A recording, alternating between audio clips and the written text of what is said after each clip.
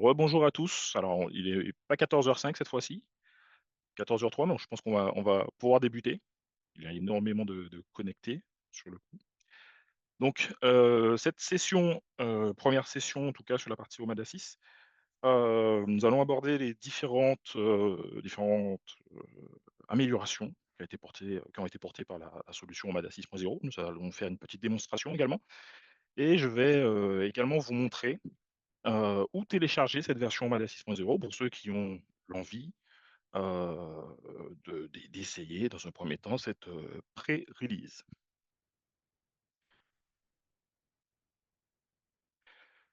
Donc sans plus tarder, on se rend sur la partie Business Community. Donc chez TP-Link, vous avez, un onglet Business Community qui vous permet, d'avoir accès à des pré-releases, que ce soit sur du routeur, du switch, de l'AP, mais également du contrôleur. En l'occurrence, aujourd'hui, on va s'intéresser exclusivement à la partie, contrôleur. En se rendant directement dans l'onglet contrôleur, vous avez ici la possibilité de télécharger les pré-releases, de vous inscrire tout simplement à ce canal pour que vous puissiez recevoir les notifications. Et là, juste devant vous, vous retrouvez, les firmware mis à votre disposition pour que vous puissiez, à ce moment-là, télécharger, dans un premier temps, cette pré-release et faire, quelques essais sur la solution Omada 6.0. Alors bien évidemment, il n'est pas précisé ici, tous les prérequis, mais il faudra bien veiller à être sur une version, MongoDB 7 minimum, OpenJDK 18, et cetera, pour que tout puisse fonctionner correctement. On va avoir un aspect prérequis, juste après.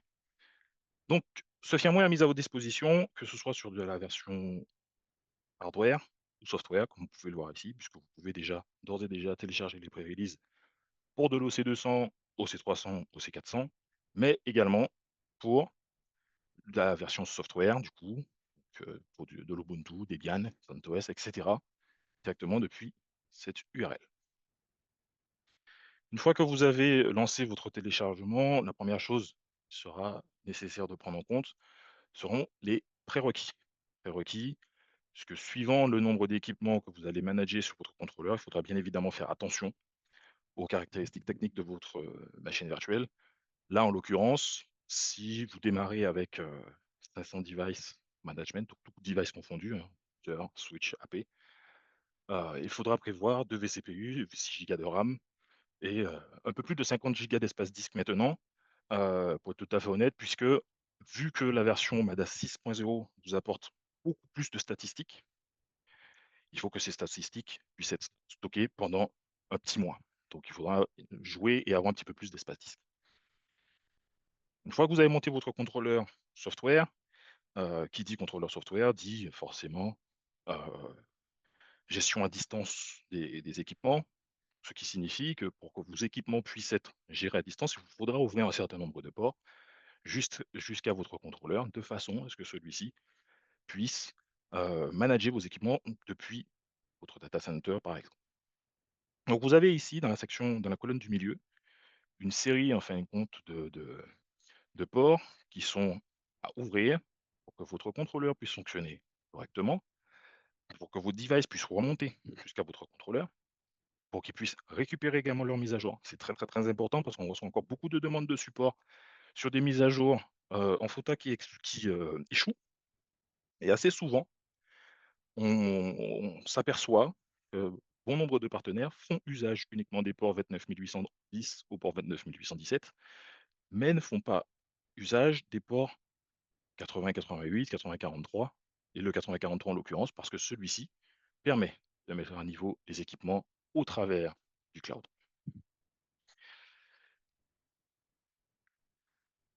Pour ceux avant que la question n'arrive, le webinaire est enregistré et pourra vous être envoyé par la suite.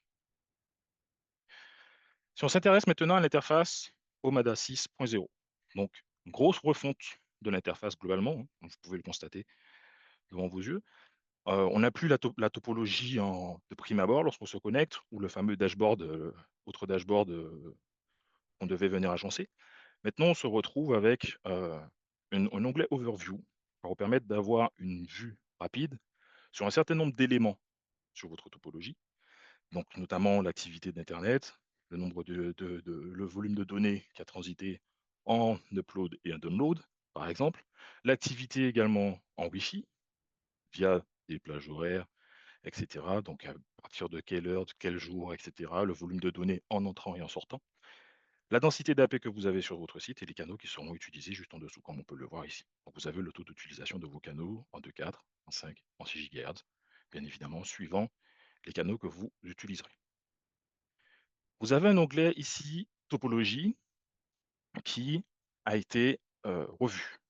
La topologie, globalement, elle a été revue dans le sens où maintenant, que sur le routeur, vous avez la possibilité de voir vos interfaces WAN actives, mais également vos interfaces WAN inactives. Donc, en un clin d'œil, ici, je sais que potentiellement, j'ai un équipement avec 3 WAN de configurer. WAN LAN 1, WAN LAN 4, enfin WAN 1, WAN 4 et mon USB modem qui est désactivé, mais qui est également configuré en tant que backup.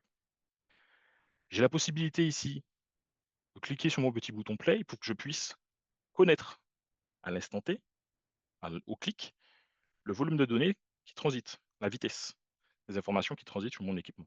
Donc là, par exemple, en l'occurrence, j'ai que 3 mégas parce que j'ai une caméra qui enregistre sur un NAS au travers d'un petit VPN. Vous avez la possibilité de remonter également des équipements selon leur type. Donc, possibilité de reconnaître le type d'équipement dont il s'agit. Donc ici, un Synology, par exemple. Je peux éditer ce paramètre et définir le vendeur et le modèle si je le souhaite. Vous pourrez également avoir la reconnaissance automatique des équipements TP-Link entre eux, c'est-à-dire que ici, on voit automatiquement qu'une caméra TP-Link a été installée et on remonte directement dans la topologie son positionnement, mais également, du coup, son modèle, le type de caméra de par son logo. Si on était sur une caméra, une 540V par exemple, ou une PT, on aurait eu à ce moment-là le logo de la caméra correspondant. Vous avez la possibilité, du coup, depuis cette topologie, de remonter dans le filtre un certain nombre d'informations, à savoir potentiellement les canaux qui seront utilisés, le modèle d'équipement, si vous souhaitez l'avoir, et éventuellement, lorsque vous avez des interconnexions entre des switches full TP-Link, avoir les ports de Plink comme vous le connaissiez déjà, comme vous l'aviez déjà sur la version 5.15. Si on s'intéresse maintenant à un certain nombre d'équipements, par exemple connecteurs Wi-Fi, vous voyez que a été étoffé. La topologie a quand même été pas mal étoffée, puisque vous pourrez retrouver ici, en l'occurrence, un bandeau LED chez TP-Link. On voit quel SSID que l'équipement est connecté, depuis quand, on retrouve sa MAC, on retrouve ses informations. On a la possibilité, depuis cet onglet, à ce moment-là, de manager le client. Donc, si je clique sur Manage client, je suis renvoyé sur le champ client qui me permettra de manager ce client-là en particulier. J'ai une information essentielle qui me permet de voir son niveau de réception de signal directement depuis l'interface. Et ça, on n'avait pas de façon aussi claire précédemment. Donc, vous avez directement l'information, vous remontez différents types d'équipements. Donc là, en l'occurrence, un bandeau LED, ici des prises connectées, ici une Nintendo Switch, par exemple, etc., etc., un PC. Donc vous avez toutes ces informations qui sont corrélées, qui remontent à ce moment-là dans votre interface au MADA et qui vous permettent du coup d'avoir des informations claires sur un dashboard mais également, à partir de là, mettre en place une politique sur un équipement en disant: ben voilà, je vais forget cet équipement-là ou je vais le bloquer», tout simplement. Donc directement depuis ma topologie, je peux effectuer la totalité de ces actions. Toujours sur mon aspect topologie, on vous a mis un petit onglet ici, Quick Config. Quick Config qui va vous permettre de lancer une série de configurations rapides sans avoir besoin de vous déplacer dans tous les menus. Donc directement ici, je peux setuper un SSID, définir que mon SSID va redescendre dans le groupe par défaut, ou sinon un groupe que je vais créer, que j'aurais créé au préalable, définir le nom de mon SSID, son application, si mon SSID doit être appliqué sur des AP ou uniquement des gateways, ou les deux, mes bandes de fréquences, etc. et ma sécurité. Je peux également, depuis cette interface, lancer une optimisation WLAN et recevoir, être redirigé directement dans mon onglet config et optimisation WLAN et voir à ce moment-là les équipements qui sont éligibles à cette optimisation WLAN et voir le résultat de mon optimisation si j'en ai déjà lancé une. Bien évidemment, la liste de l'accès rapide ici de la configuration rapide est personnalisable. Donc vous avez bien évidemment un certain nombre d'éléments qui sont verrouillés, hein, vous ne pouvez pas bouger, mais vous pouvez en ajouter d'autres ou en supprimer comme bon vous semble par la suite. Donc ajouter par exemple la partie VPN, ACL et supprimer, le port reboot ou le port isolation par exemple, si ça ne vous semble pas important. Dans la section client, on a également refondu un petit peu l'interface qui va vous permettre du coup de voir les clients que vous avez, mais de par leur capacité de se connecter au réseau Wi-Fi, donc de par leurs normes Wi-Fi.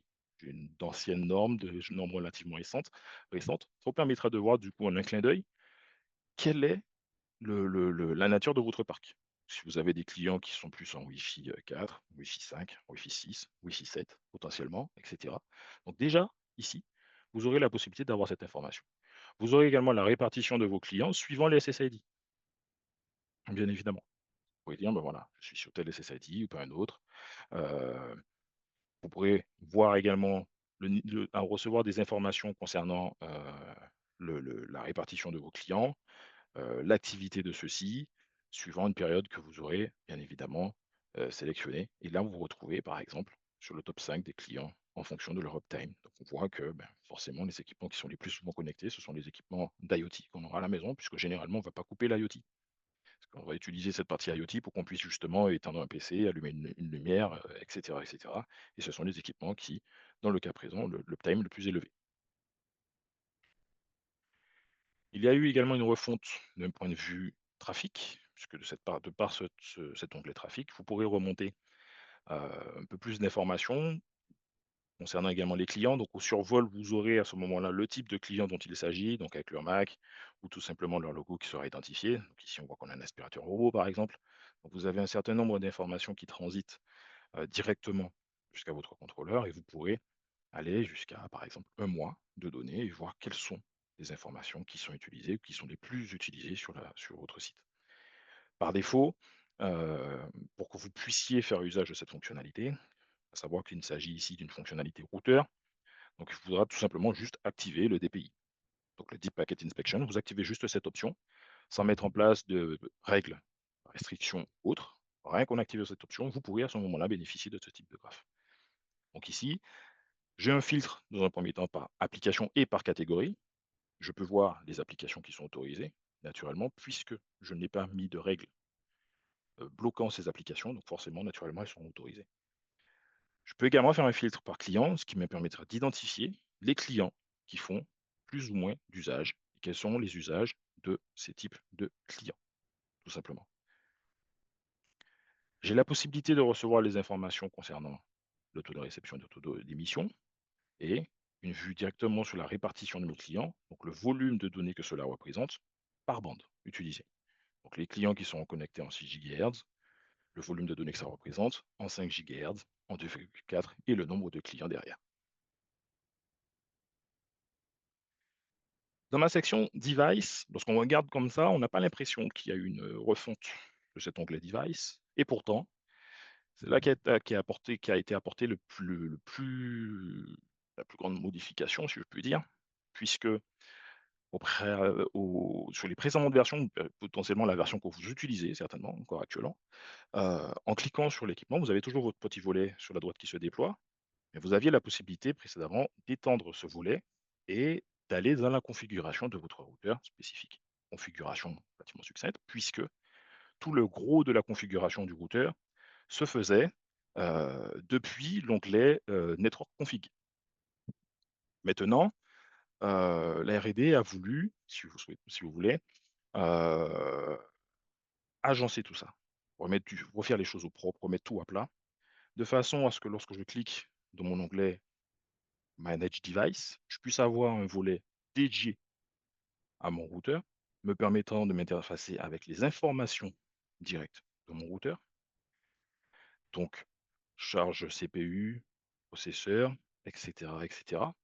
Avoir les clients qui sont connectés en fileur ainsi que leurs IP, avoir également une historique concernant la charge processeur, mémoire, et cetera. Donc vous n'avez plus besoin de sortir des statistiques, aller dans un onglet statistique ici pour avoir les stats liées à votre routeur, puisque maintenant, Lorsque vous allez cliquer dans votre onglet Device et sur votre routeur, sur votre switch ou sur votre AP, vous allez remonter les informations essentielles depuis un seul et même point.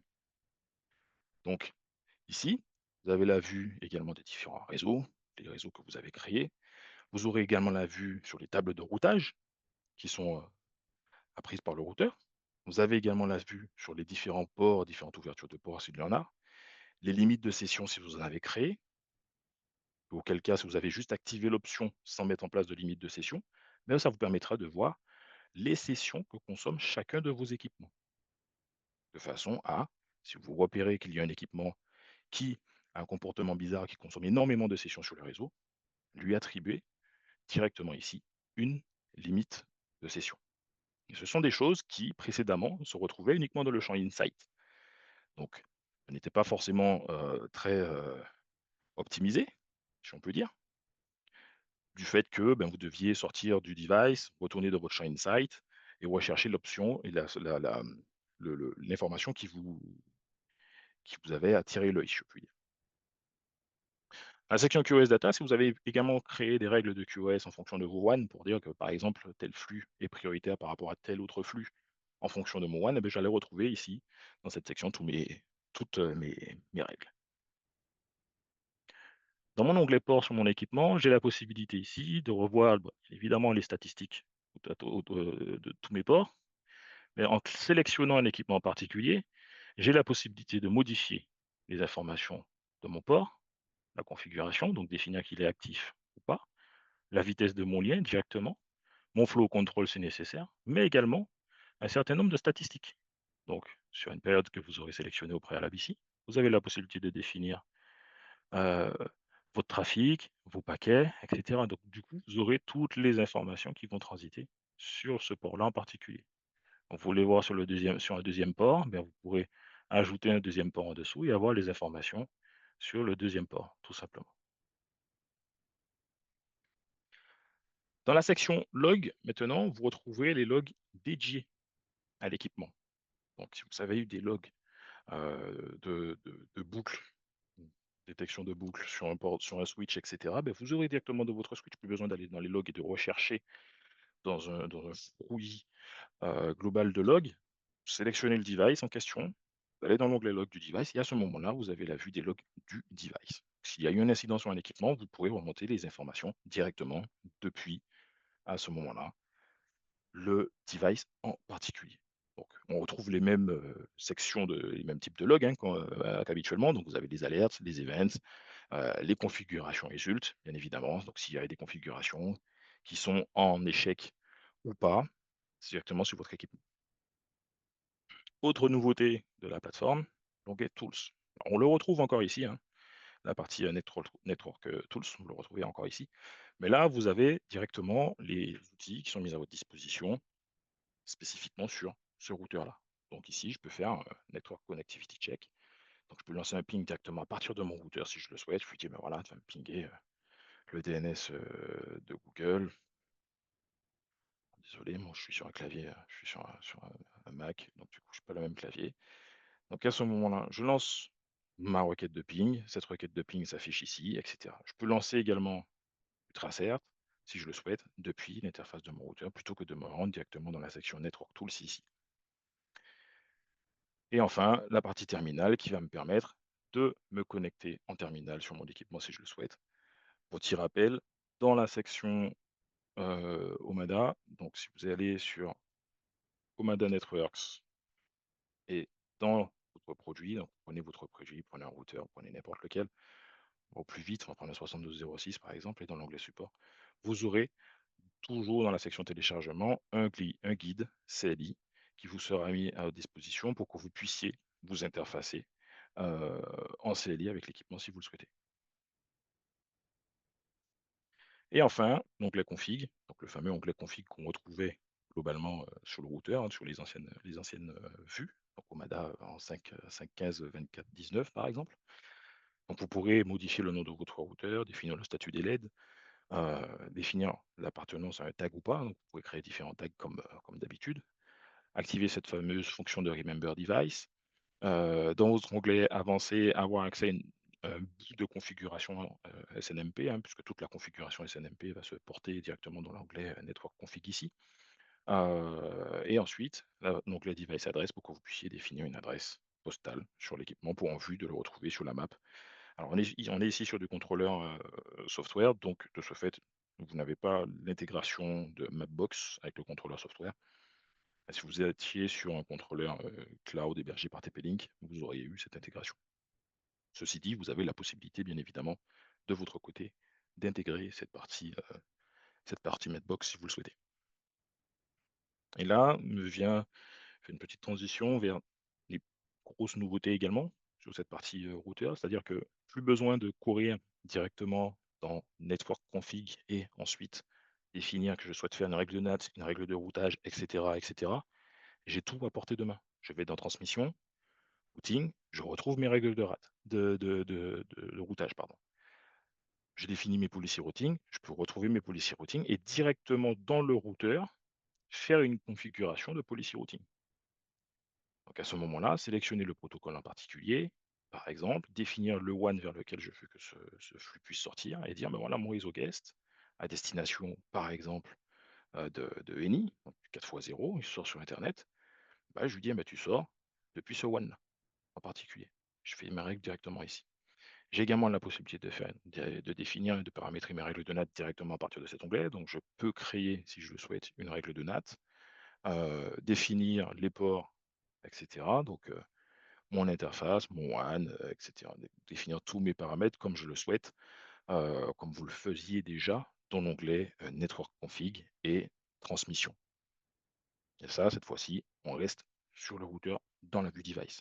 On gagne du temps. Vous avez la possibilité également directement à partir d'ici de lancer des réservations de DHCP si vous voulez, mettre en place, des règles de band switch control, configurer votre session limit. Donc ici, vous activez tout simplement les session limits si vous le voulez. Vous pourrez également, créer de nouvelles règles, dire: «Ben voilà, je veux mettre une limite de session pour un utilisateur, pour un réseau en particulier, et cetera». Donc soit un réseau, soit une IP group, soit, heu, une adresse IP directement.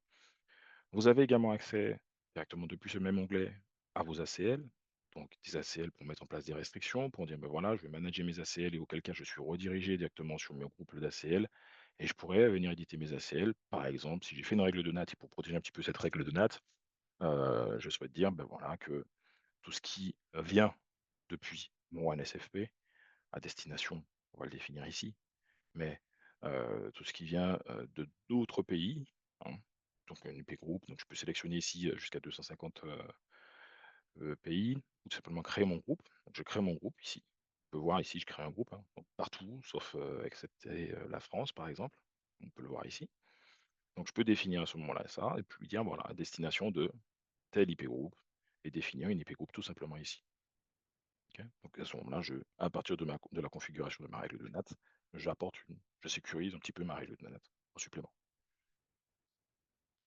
On retourne du coup dans notre onglet, device. Vous avez la possibilité également de mettre en place et d'activer tout simplement le filtrage MAC depuis l'interface ou encore du filtrage URL. Vous pouvez définir ici l'activation de votre filtrage URL et heu, définir également, le réseau sur lequel vous souhaitez activer ce filtrage. Donc on n'a pas changé là-dessus, 2 choix, hein, s'offrent à vous. Vous avez toujours la possibilité de faire du filtrage par URL ou par mot-clé. Donc là-dessus, on n'a pas retiré cette fonctionnalité, elle est toujours disponible. Mais la grosse nouveauté se porte maintenant sur la partie, URL par catégorie. C'est-à-dire que maintenant, vous pourrez directement sélectionner des catégories. Donc il y a un certain nombre de catégories qui sont déjà prédéfinies. Après, ce sera à vous, bien évidemment, de passer en custom si vous souhaitez incrémenter cela à votre guise. Ben, vous avez la possibilité ici de faire usage de différentes catégories et de faire mettre en place votre filtrage directement par catégorie depuis votre routeur TP-Link. Onglet application contrôle, comme je vous le disais tout à l'heure, c'est dans cet onglet, donc le DPI, Deep Packet Inspection, comme on le voit ici, ce sera grâce à cette fonctionnalité routeur que vous pourrez sortir les statistiques et savoir quelles sont les applications qui sont utilisées sur votre réseau.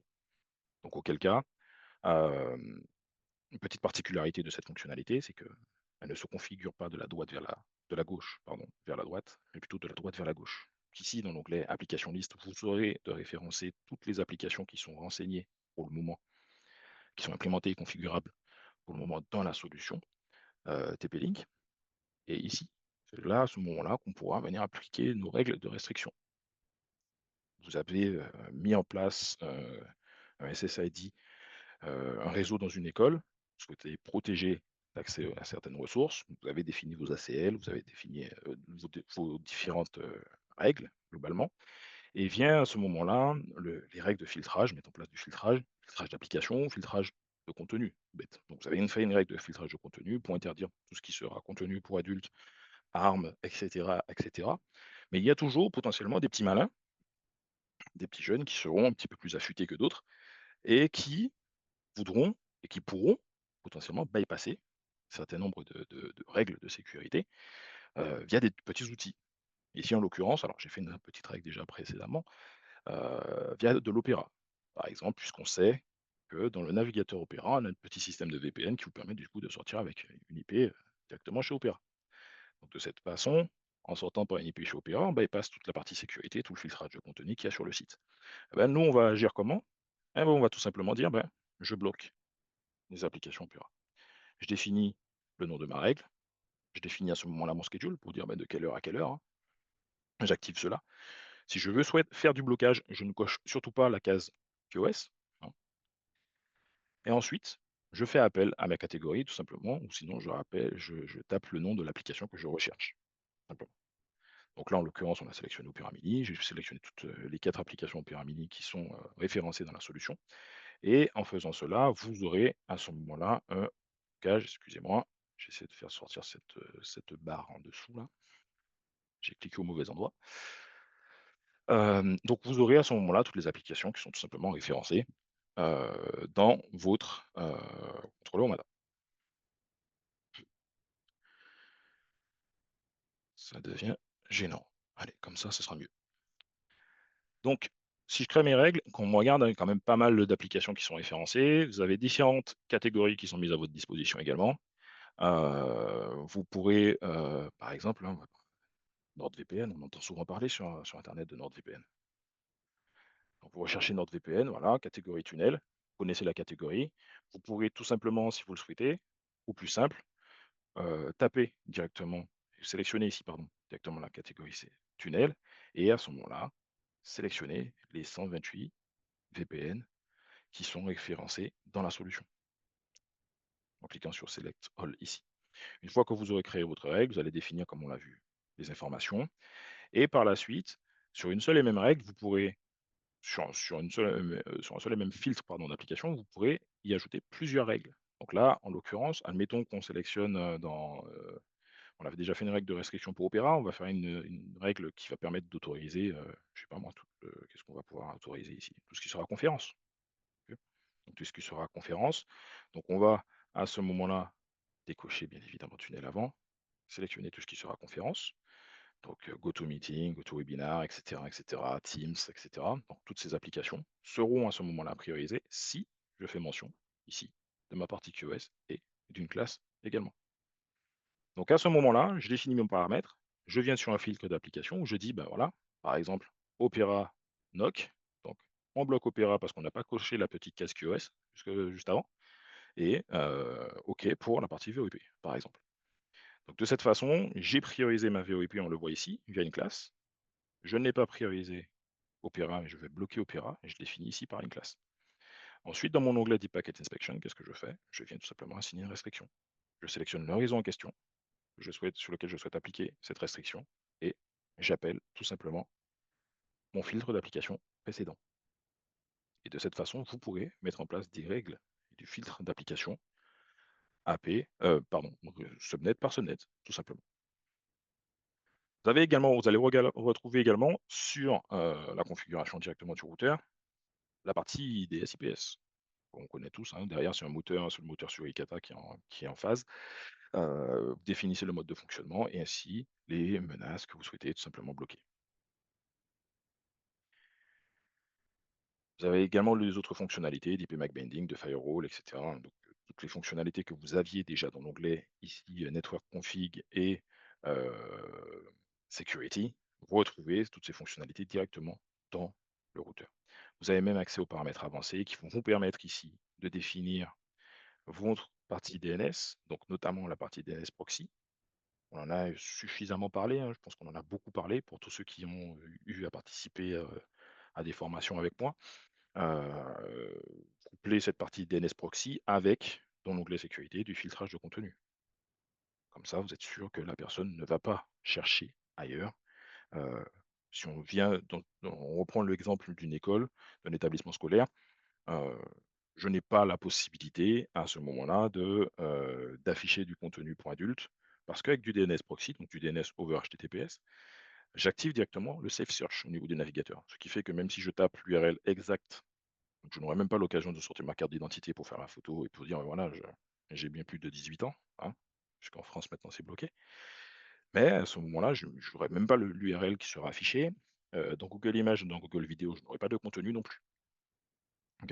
Donc pensez à ça, cette partie DNS, proxy, ça peut être votre meilleur ami dans certains cas.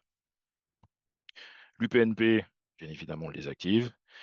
La partie IPTV qui va vous permettre qu'il y a double usage. Vous pouvez retrouver également chez nous.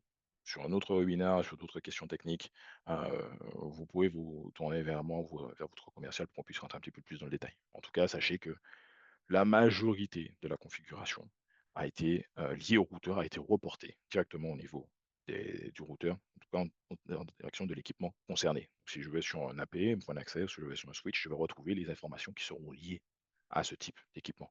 Donc je gagne du temps, je sais où récupérer mon information cette fois-ci.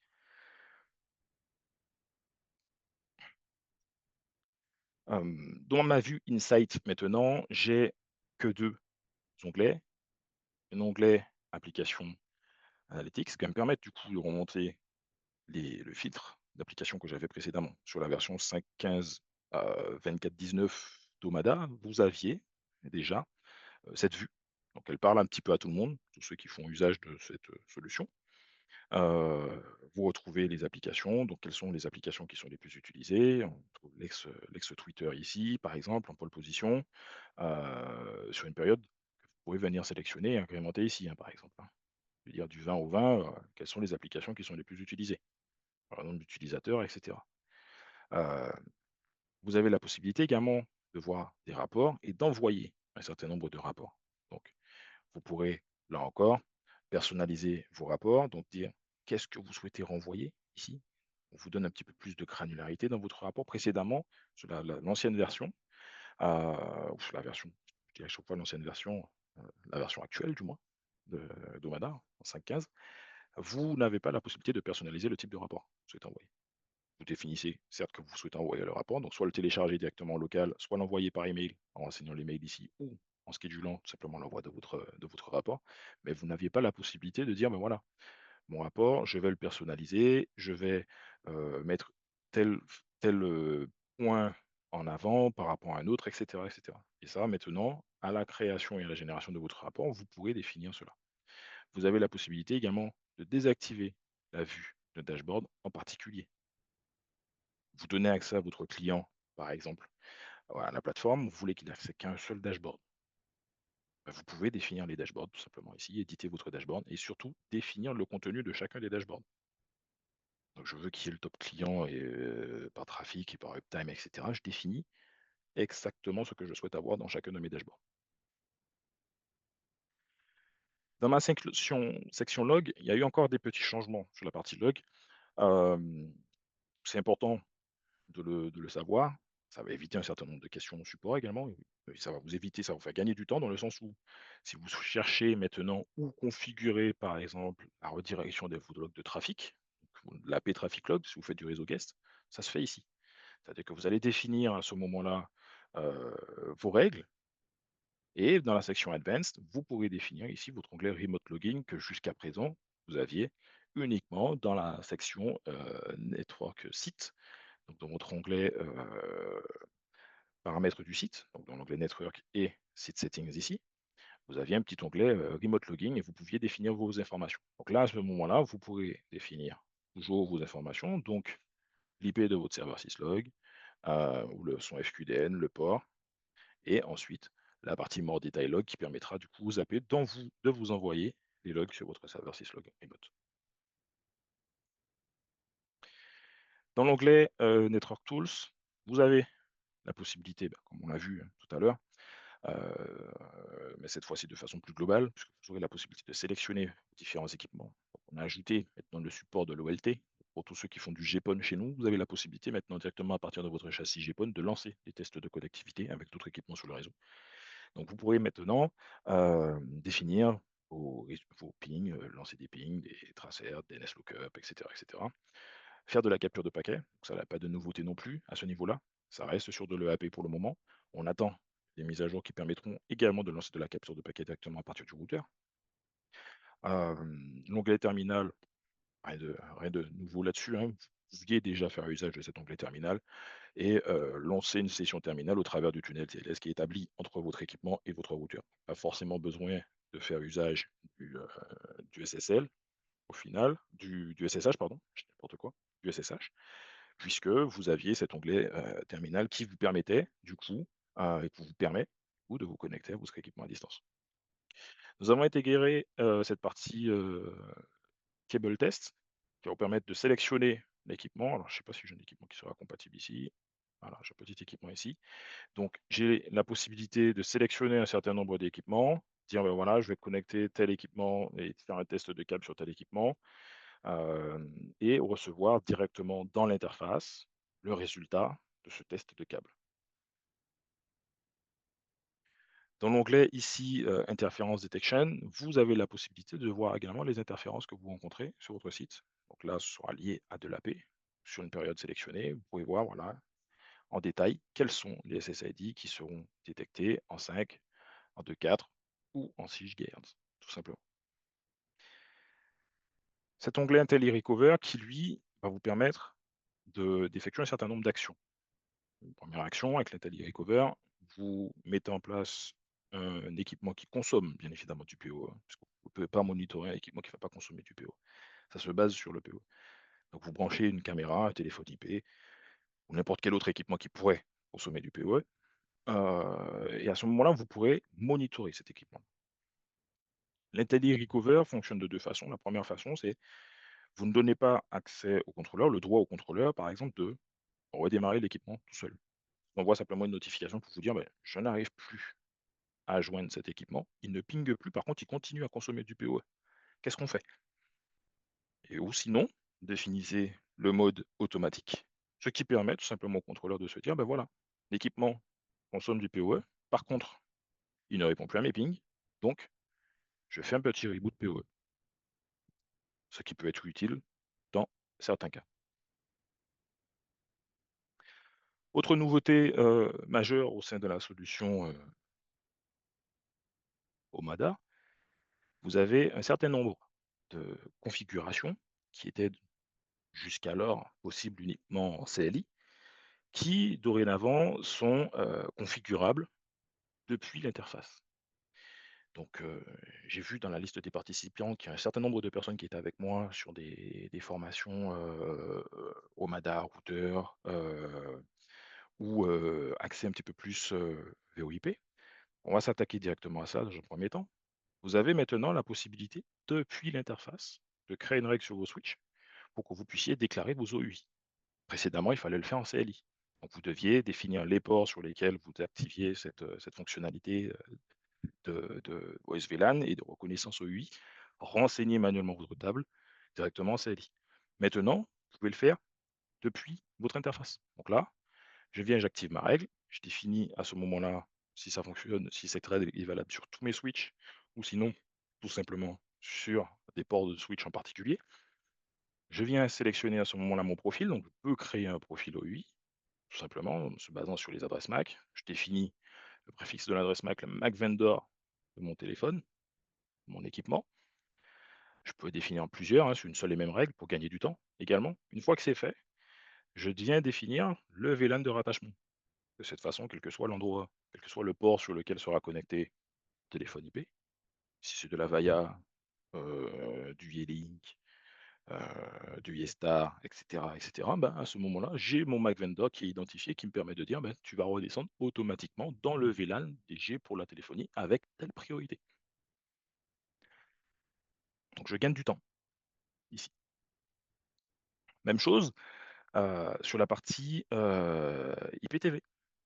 Maintenant, vous avez la possibilité directement, depuis l'interface, de faire votre config, multicast, donc IGMP snooping, définir quel sera le switch qui sera en requérant, modifier la configuration des ports, donc définir quel port sera en fast leave, et cetera. Donc là, généralement, les ports sur lesquels vous allez faire cette configuration fast leave, et cetera, sont les ports qui sont sur lesquels seront connectés, pardon, vos télés, pour que la personne qui se retrouve en chambre, qui commence à zapper, elle puisse s'inscrire à un flux, se désinscrire aussi rapidement, hein, pour éviter d'avoir, des images qui restent figées à l'écran, et cetera. Bah, toute cette configuration-là qui était exclusivement dédiée à un mode, jusque-là,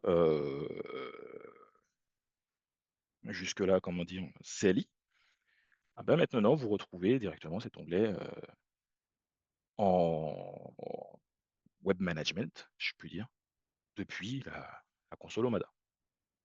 L'objectif étant pour vous de simplifier le déploiement, puisqu'on sait un déploiement simplifié facilite la vie à tous, vous permet du coup de forcément de faire plus de déploiements qui vous rend beaucoup plus efficace.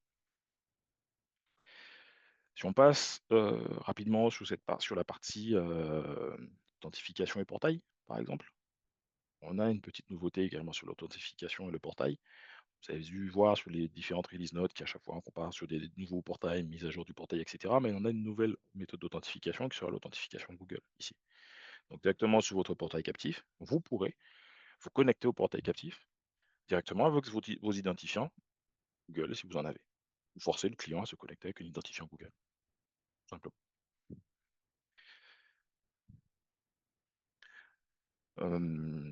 Tac, tac, tac, je ne sais pas s'il y a des questions. Alors, je fais une petite passe des questions. J'avais pas fait attention aux questions tout à l'heure. Je suis désolé. Je vais tâcher d'y répondre. Alors, est-il prévu une version Mada 6 sur le R7212 PC V1? Alors, à date, il n'est pas prévu. La version Mada 6.0 est sortie uniquement sur le R7206, 7212 PC, pardon, V2 à l'instant T. Peut-on faire tourner tout ça sur Docker? Alors oui, vous avez la possibilité. Alors bien évidemment, si vous le faites tourner sous Docker, mettez les ressources qu'il faut. Si c'est pour de l'essai, il n'y a pas de souci, ça va tourner. Heu, heu, et de façon relativement stable, hein, puisque moi-même j'ai eu l'occasion de tester la solution, software, sur Docker, sur un NAS et malgré le peu de ressources qui avaient été allouées au contrôleur, l'interface était relativement fluide. Vous avez la possibilité de le faire tourner en Docker. Par contre, vous n'avez pas de hub créé et maintenu par Docker. Vous avez une communauté derrière, une série de personnes qui, de leur côté, heu, font avancer, on va dire, le les différents contrôleurs et maintiennent les différents contrôleurs, sur différentes plateformes. Alors alors Adrien, oui, effectivement, on se rapproche petit à petit. Nous sommes opérateurs marque blanche, nous installons moteur fibre essentiellement de cette G et le convent Mada Essential.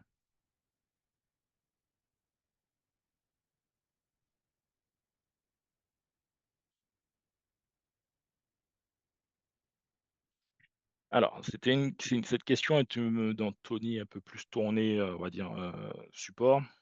Heu, à l'instant T, hein, on a déjà reçu un certain nombre de bêtas là-dessus, qui permettent, lorsqu'on perd un accès internet et qu'on veut faire une modification locale sur un équipement, de s'y connecter en telnet, de récupérer le fichier de configuration, de faire une modification et de réinjecter ce fichier de configuration.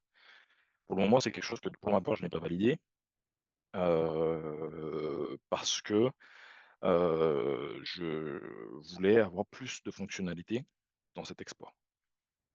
Donc c'est dans les tuyaux, on n'a pas de date de sortie pour le moment, mais c'est dans les tuyaux.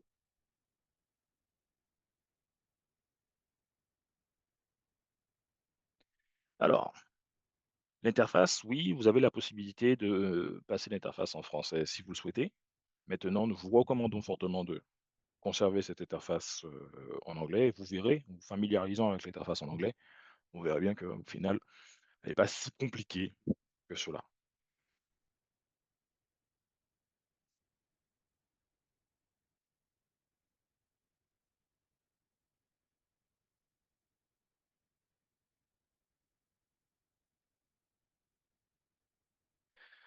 OK, je regarde s'il y a d'autres questions. Hem,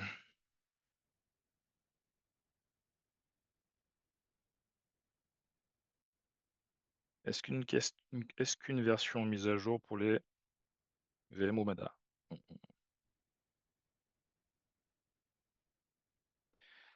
J'ai pas compris la question. Vous pouvez, alors si le sens de la question est de savoir est-ce que sur votre, contrôleur software actuellement, vous pouvez faire une migration vers la version 6.0? Oui.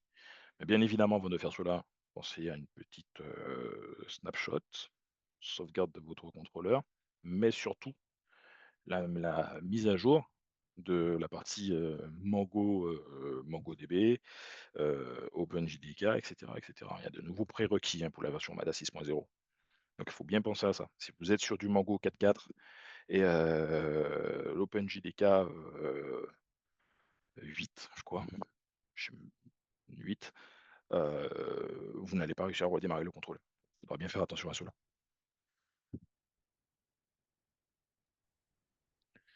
Obed, je vais répondre à une des questions d'un spectateur anonyme. Euh, Avez-vous parlé du fait si Omada 6 sera dispo sur OC200 ou OC300? Donc, on va annoncer cette semaine l'arrivée de l'OC220, OC220 qui passe de port Ethernet à des ports gigabit et bien sûr sur une plateforme bien plus puissante. Et l'OC300 reste comme il est. Voilà, pour le C300, ouais, on est compatible, on est fully compatible, comme vous pouvez le voir ici. Donc si vous avez un C300 en votre possession, vous pouvez d'ores et déjà, mettre à jour, votre équipement pour que vous puissiez, tester cette version Omada 6.0. Obed, est-ce que tu peux rappeler, s'il te plaît, le process de migration dans le cas où on doit migrer un contrôleur hardware vers un autre contrôleur hardware, plateforme bien sûr hardware, Mmh. ou bien sûr d'un hardware vers un cloud ou un cloud vers un hardware. Merci Obed. Alors, il y a différentes pas de quoi face. Il y a différentes façons de procéder. Évidemment, pour que vous puissiez le faire, il y a l'onglet migration. Alors cet onglet migration, vous pourrez certainement vous heurter à, des messages d'erreur vous disant, qu'il faut que les 2 contrôleurs soient sur les mêmes versions. Ce qui n'est pas forcément le cas lorsque vous avez un contrôleur hardware et que vous souhaitez migrer potentiellement vers un contrôleur software.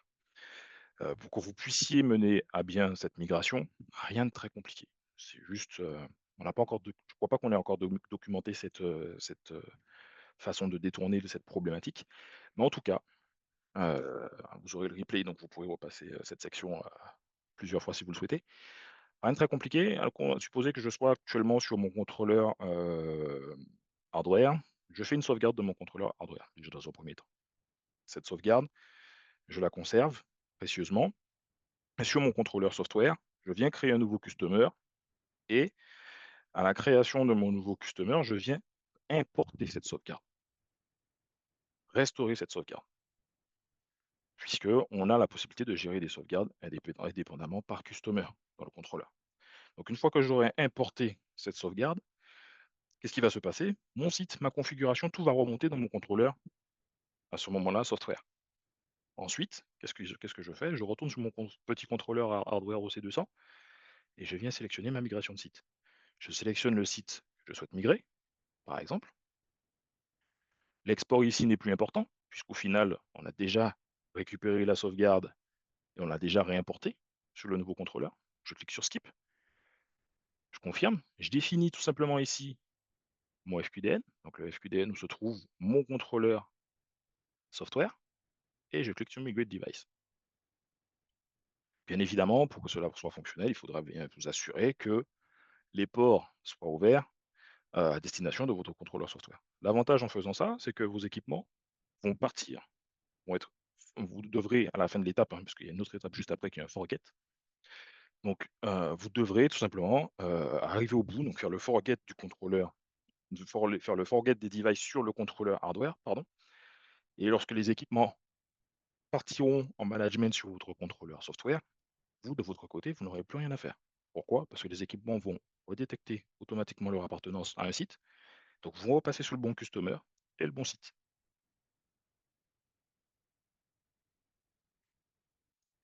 Ensuite, pour tout ce qui est migration potentielle depuis, du cloud vers du software, j'avais mis en place une petite procédure à l'époque. Elle est encore valable, hein. Vous la retrouverez, encore, sur le site, sur TP-Link ou pire le temps que je la retrouve, je me souviens plus du nom de la FAQ, je suis désolé. Mais vous avez la possibilité de retrouver sur notre site, dans l'onglet, support. Donc vous pourrez rechercher tout simplement, migration, contrôleur CBC vers software et vous serez à ce moment-là redirigé vers cette procédure qu'on avait fait, que l'équipe TP-Link avait mise en place pour que vous puissiez faire cette migration inverse. Continuons à regarder s'il y a des questions.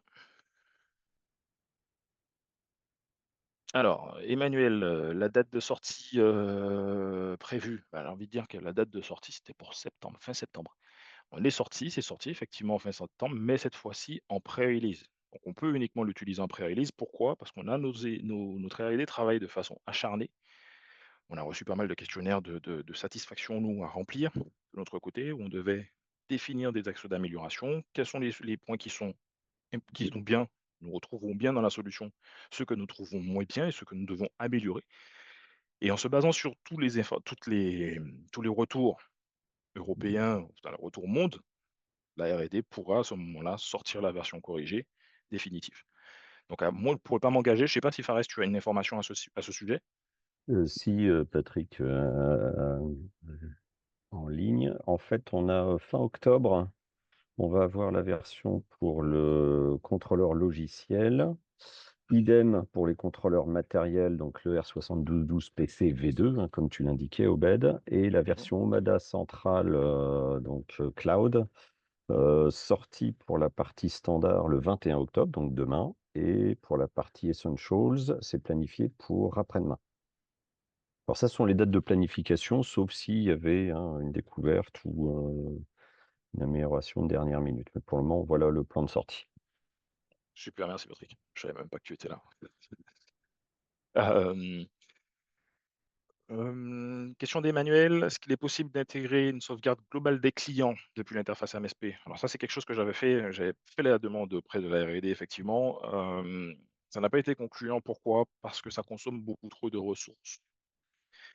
Et la R&D, pour des questions d'économie de ressources et pour éviter également des échecs de sauvegarde ou de migration, euh, permet uniquement de faire une sauvegarde customer par customer.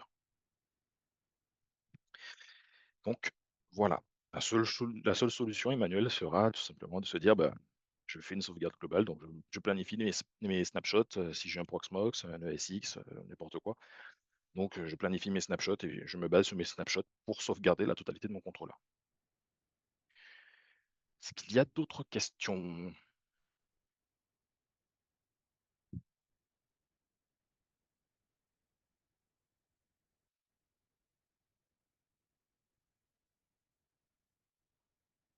Alors, la question de Fabrice, la fait courte.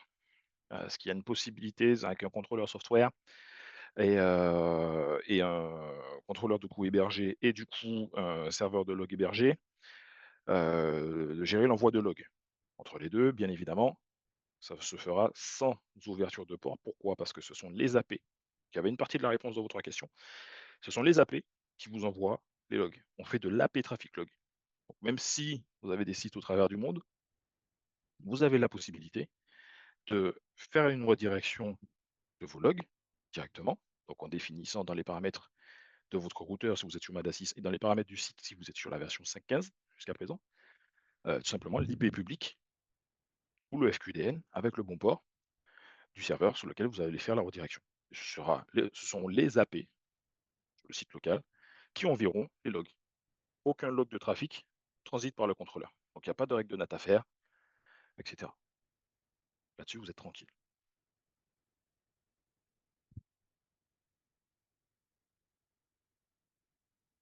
Il y a d'autres questions. Ok, je suis sur Proxmox. C'est vrai que la sauvegarde pourrait être intéressante. Effectivement, je te rejoins. C'est pour ça que j'avais porté également cette demande, Emmanuel.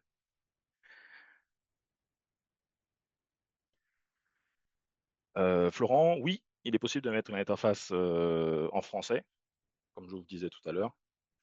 On recommande vivement d'utiliser et de conserver cette interface uniquement en anglais pour des questions de compréhension globale.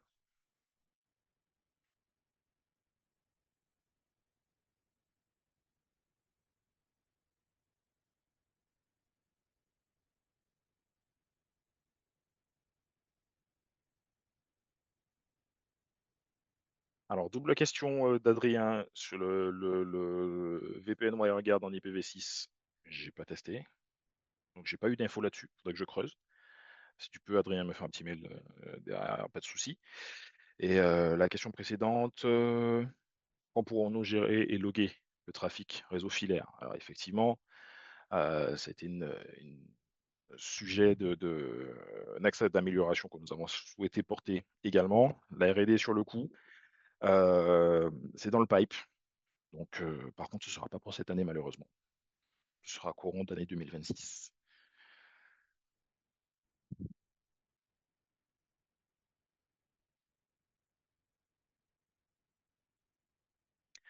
Alors, générateur de profil, Emmanuel, sur WireGuard, non. Pas possible de créer, d'avoir un générateur de profil, pardon, à l'heure actuelle. Effectivement, oui, il faudra créer profil par profil. Mais familiarisez-vous pas mal avec WireGuard parce que c'est quand même très très très puissant comme outil. Avec une seule phase, donc un seul VPN d'entrée, vous pouvez créer de l'IPsec, donc du site à site, routeur à routeur, mais également du client à site. Mais ça, pour ça, il faudra créer une phase pour le routeur, une phase pour le client, malheureusement.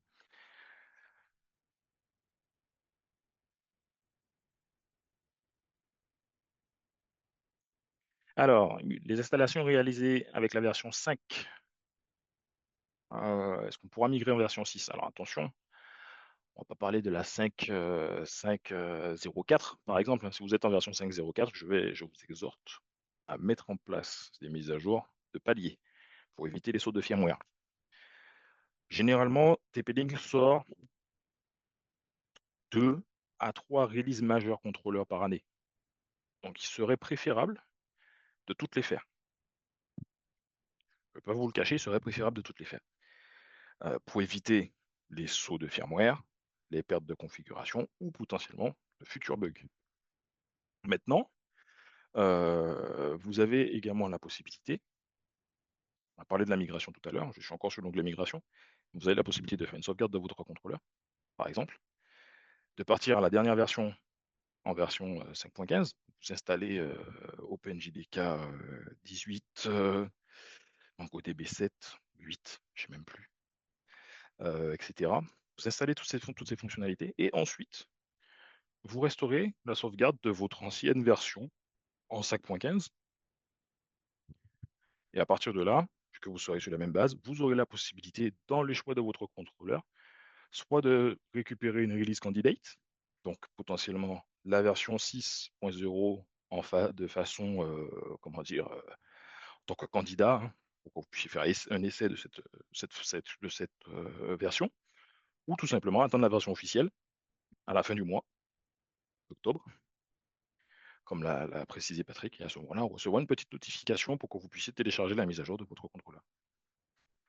Tout simplement.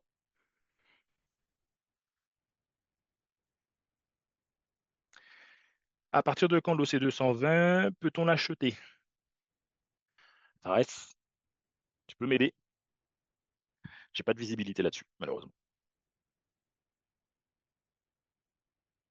Pour ma part, je n'ai pas de visibilité. Au pire des cas, bon, ça reste occupé à côté. Faites un petit mail, s'il vous plaît, à votre commercial. Celui-ci sera en charge de faire remonter l'information et d'aller récupérer l'information plus haut. Il pourra vous faire un retour.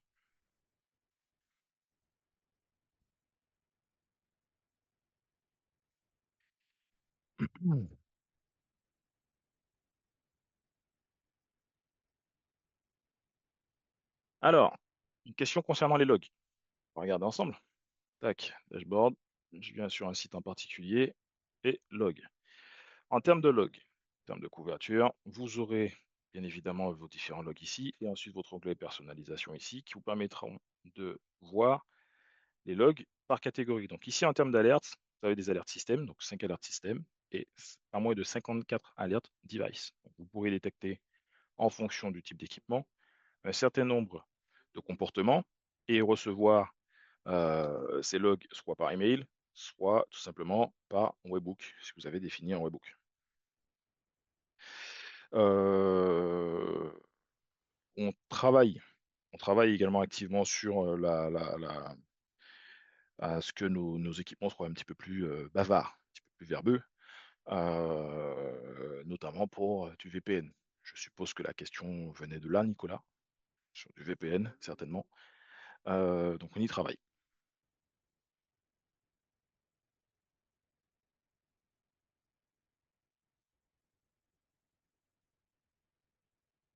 Merci pour les encouragements, Adrien. Merci pour les encouragements. Ça fait plaisir. Bonne continuation à toi également. Donc voilà pour la partie log, donc les events, etc. La section, donc dans la partie events, vous avez la section client supplément. Qu'est-ce que vous allez couvrir en plus? Ah ben, la partie client, donc il y a un certain nombre de logs système que vous retrouverez ici. Le simple fait d'activer ces logs-là vous permettront de recevoir des notifications push sur votre smartphone. Dans la section ici, device, donc une IP qui change sur un équipement, un AP qui détecte un équipement de l'armée, donc si vous êtes sur un canal DFS par exemple, n'importe quoi, en extérieur, vous allez recevoir une notification par exemple. Lorsque vous avez mis en place de l'IPsec failover, que vous avez perdu votre lien WAN primaire, basculez sur le lien secondaire et votre VPN monte également. Du coup, votre VPN IPsec monte du coup également sur le WAN secondaire, vous recevrez une notification à ce niveau-là. Et sur la partie client, vous avez des informations concernant potentiellement le client qui roam. Si vous avez des clients qui ont des problématiques de roaming, vous pouvez venir activer ces notifications, soit via l'application tout simplement ou via Webhook, si vous avez un petit Webhook, puisque l'avantage du Webhook, c'est que vous pouvez le lier à un serveur Discord, vous pouvez le lier à un Teams, vous pouvez le lier ainsi à nos Logichat, comme moi j'ai fait le test aussi, et recevoir à ce moment-là vos notifications qui redescendent directement par le canal que vous aurez choisi. Vous pourrez avoir un certain nombre d'informations.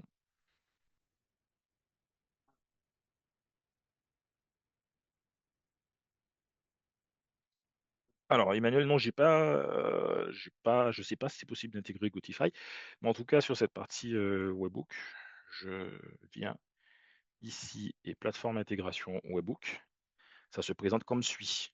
Donc, te laisse vérifier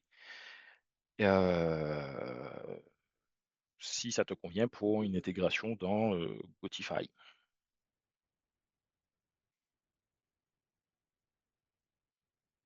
Est-ce qu'il y a d'autres questions? On arrive à la fin en termes de questions.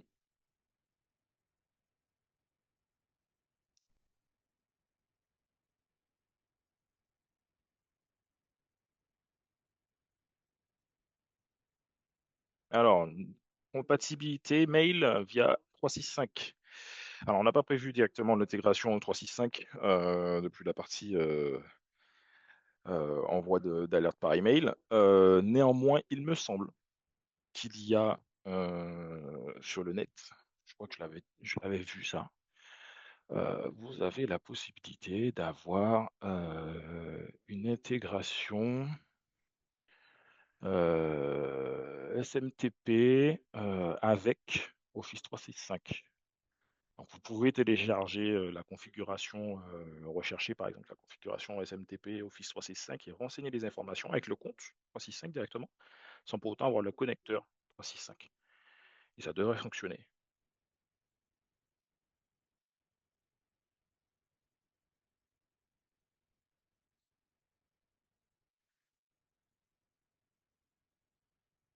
Alors la documentation pour Omada 6, elle est en train d'être éditée. Hem, alors non, on va jamais obliger l'usage de la solution Omada. Mais il est vrai que, la solution Omada est tellement simple et de par son nom SDN, Software Defined Network, vous avez une interface unique qui va vous permettre du coup de manager la totalité de vos équipements. Pourquoi s'en priver? J'ai envie de vous dire. Pourquoi s'en priver?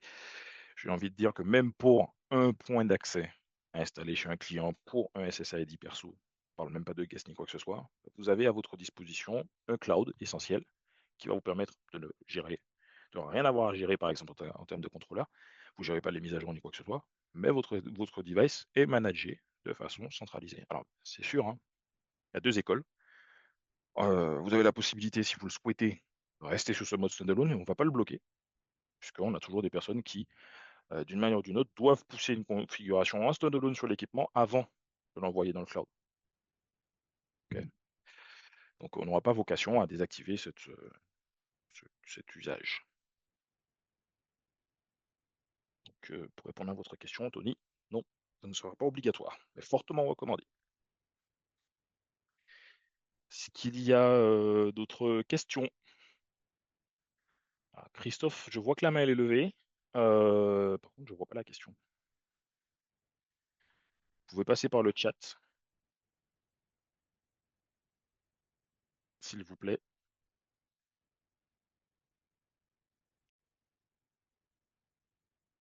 Sauf s'il y a une question de Christophe à laquelle j'ai pas répondu. Alors, question en suspens, tac, 36. Pas de question, pas de question, pas de question. Christophe. Est-ce que l'OC200 sera compatible moyennant des fonctionnalités limitées? C'est cette question, je suppose, Christophe. À l'heure actuelle, non. Le contrôleur qui a été réservé sera l'OC220 pour le moment. Donc, pas de pré-release pour de l'OC200.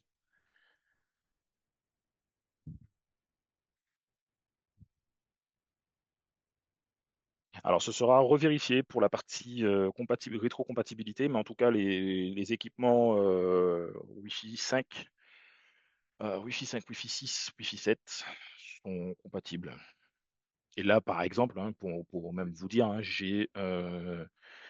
si votre question porte sur la partie routeur, j'ai un ER605V1 là, managé par ce contrôleur. Donc, la preuve que là-dessus, là, vous n'avez pas forcément à vous inquiéter.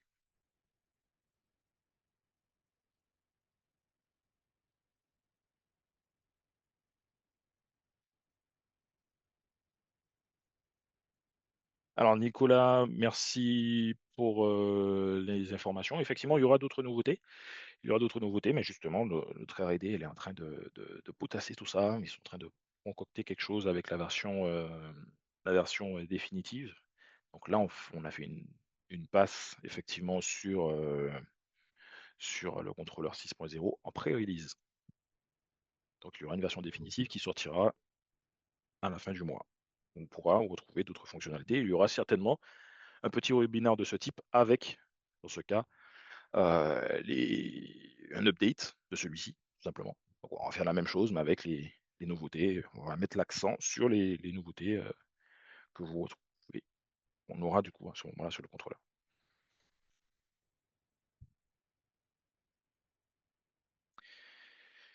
Alors, pas de version de contrôleur Docker pour Omada 6. Peut-être pas encore. Peut-être pas encore. Comme je le disais tout à l'heure, nous ne gérons pas cette intégration via Docker. Il y a un certain nombre de personnes dans la communauté qui téléchargent les contrôleurs et qui les adaptent en Docker. Donc, certainement, à la fin du mois, lorsque il y aura la release officielle, on verra avec cette release officielle sortir une version Docker en Nomada 6. Philippe, oui, l'OC200, oui, exactement. Pas sur Nomada 6 pour le moment. Ouais.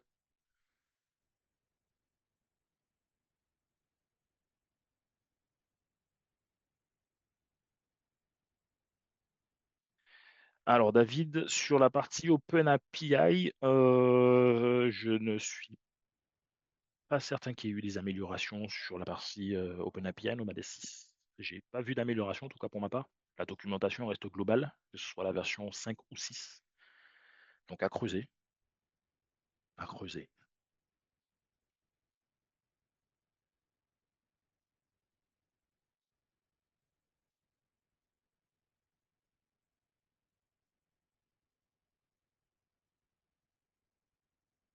Que vous avez d'autres questions? S'il n'y a pas d'autres questions, il me restera je crois qu'il y a 2 mains levées. Je ne sais pas si ce sont des questions, si j'ai déjà répondu à ces 2 questions, tout à l'heure. Ce serait préférable de passer par le chat, des questions de simplicité.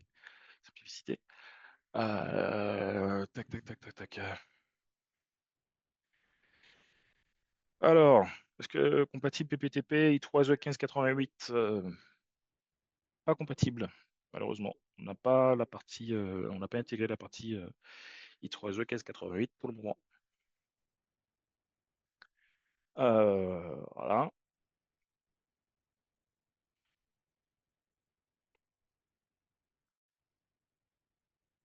Nous avons d'autres webinaires, donc je profite de cette petit temps de silence pour vous rappeler que nous avons d'autres webinaires qui arrivent. Vous allez recevoir des invitations, mais pas moins de 2 autres webinaires avec moi, notamment sur les solutions de design et un autre webinaire qui touchera la partie onboarding des équipements sur le contrôleur. Parce qu'on a une petite nouveauté également sur cela. Donc, s'il n'y a pas d'autres questions, il ne me reste plus qu'à vous dire merci pour votre participation. Ce fut fort intéressant. Les échanges étaient cordiaux et interactifs. C'est génial. Donc, je vous remercie pour votre participation et je vous dis à ce moment-là, à bientôt.